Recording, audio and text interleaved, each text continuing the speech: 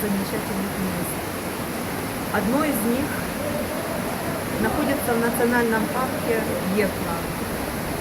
Это ущелье, которое так и называется, ущелье Гекла.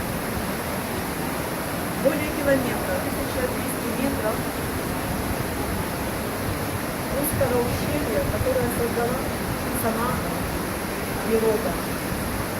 Ей помогали в этом солнце, ветер, температура и, конечно же, вода.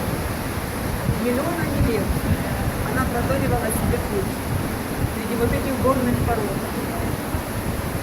И сейчас можно любоваться удивительными формами.